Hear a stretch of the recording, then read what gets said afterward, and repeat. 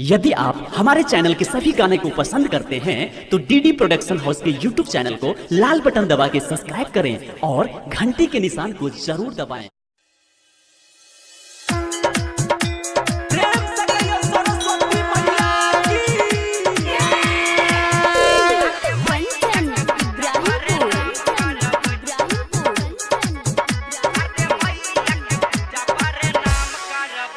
Presented by DD Production House, Sakri। गैया के गोबर से अंगना कुम्हरा दुकानवा से मूर्ति डीजे बजा के धूम धाम करबै, शारदे मैया के पूजा प्रणाम करबै, बिना बाली के पूजा प्रणाम करबै, शारदे मैया के पूजा प्रणाम करबै, शारदे मैया के पूजा प्रणाम करबै, प्रणाम करबै।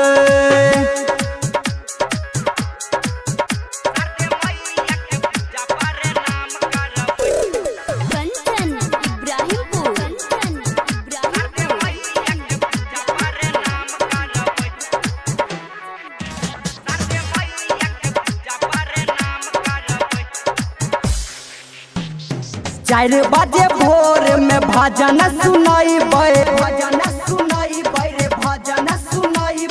मैया सरस्वती के अलख जगाइबै, सात सूर्यधारी के ध्यान करबै, शारदे मैया के पूजा प्रणाम करबै, बिना बाली के पूजा प्रणाम करबै, हंस बाली के पूजा प्रणाम करबै।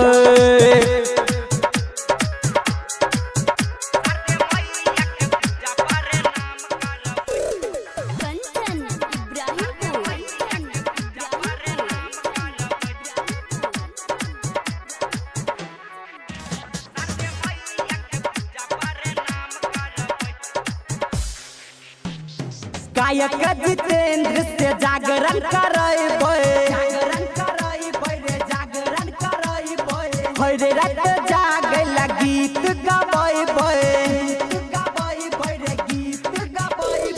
शारदा से मैया के नाम जपबै, शारदे मैया के पूजा प्रणाम करबै, बिना बाली के पूजा प्रणाम करबै,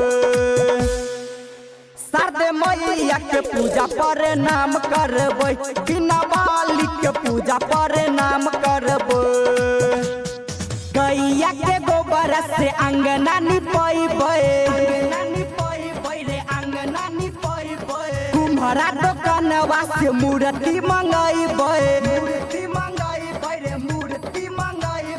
डीजे बजा के धूम धाम करबै, शारदे मैया के पूजा प्रणाम करबै, बिना बाली के पूजा प्रणाम करबै, शारदे मैया के पूजा प्रणाम करबै, शारदे मैया के पूजा प्रणाम करबै, प्रणाम करबै।